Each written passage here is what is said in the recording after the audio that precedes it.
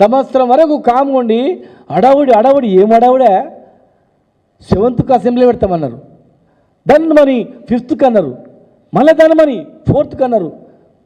4th ఉదయమేమో cabinet పెడతారంట, ఇమ్మీడియట్గా assembly పెడతారంట, ఎల్లుండే ఎలక్షన్ నోటిఫికేషన్ ఇస్తారంట, 42% రిజర్వ్ ఇచ్చేస్తారంట. ఇంకా మీకు బీసీల పట్ల ఎంత చిత్తశుద్ధి ఉందని చెప్పడానికి మీరే 4-5 వేల పేజీల నివేదిక ఉంది అన్నారు. మరి 1000 పేజీల నివేదికను ఉదయం 4 గంటలకు పెట్టి మళ్ళా 10 గంటలకు అసెంబ్లీ పెడితే 1000 పేజీలు శాసనసభ్యులు ఎట్లా చదువుతారు, ఎట్లా చర్చిస్తారు? చదవకుండానే చర్చను మమ అనిపించి అసెంబ్లీలో మీకు ఎంత ప్రేమ ఉంది, 7 తారీఖు 6 తారీఖు తీసుకొచ్చినాం, 5 తీసుకొచ్చినాం, 5 తారీఖుది 4 తీసుకొచ్చినాం, 4 తారీఖు నాడు పెట్టి క్యాబినెట్ ఆమోదం చెప్పినాం, అయిపోయింది అనేటట్లు చేయడంలో అంతర్యం ఏముంది అని అడుగుతాను మేము. పచ్చి అబద్ధం. ఈనాడు టెక్నాలజీ ఉంది, ఈసీఎల్ కంపెనీలు ఉన్నాయి, కంప్యూటర్ చాలా ఉన్నాయి, ల్యాప్టాప్లు చిన్న ట్యాబ్లు ఉన్నాయి.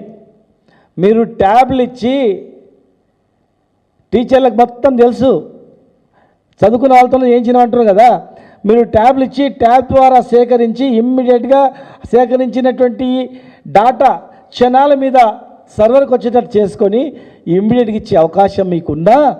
కాగితాలు ఇచ్చి కొన్ని ప్లేస్లలో ఏమి నింపనిక చదువురాళ్ళను కూడా పంపించి, ప్రైవేట్ వాళ్ళని పంపించి, ఆయాలను పంపించి మీరు అడావుడి చేసి తప్పుల తడక అక్కడ ఎవరు సర్వే చేయకపోయినా చేసినట్లు మీరు అడావుడి చేసి ఇలా మళ్ళొకసారి బీసీలను మోసం చేయడానికి, ఎలక్షన్లో గెలవడానికి ఇది ఒక కుట్ర.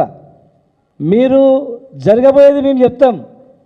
మీరు ఏం చేస్తారంటే అసెంబ్లీ తీర్మానం చేస్తారు, ఇగో సెంట్రల్ గవర్నమెంట్ పంపించినాము, ఇగో సుప్రీంకోర్టులో ఇట్లా అడ్డంకులు ఉన్నాయి, చేయనీకి రాదు, సుప్రీంకోర్టులో 50% మించొద్దని చెప్పింది కనుక మేము చేసినాం, ఇక కేంద్రం మీద దొబ్బేస్తాం అని అనుకుంటున్నాం.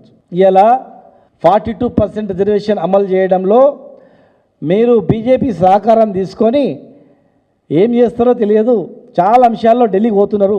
ఇప్పటికీ నెలకు 3 సార్లు పోయి ఇచ్చిండ్రు, 100 సార్లు ఏం పోయినరంట. మరి ఎన్నిసార్లు పోయినరు? మరి అందరూ ముఖ్యమంత్రి గారే 40 సార్లు 30 సార్లు అన్నారు. మరి మంత్రులు, ముఖ్యమంత్రులు చాలామంది పోతున్నారు, కేంద్రంలో మంత్రులను కలుస్తున్నారు. మరి మీరు ఏం చేస్తారో? మాకు కావాల్సింది 42% రిజర్వేషన్, మాకు కావాల్సింది సరైనటువంటి నివేదిక. అడావుడి చేసి ప్రజలను మోసం చేయొద్దు.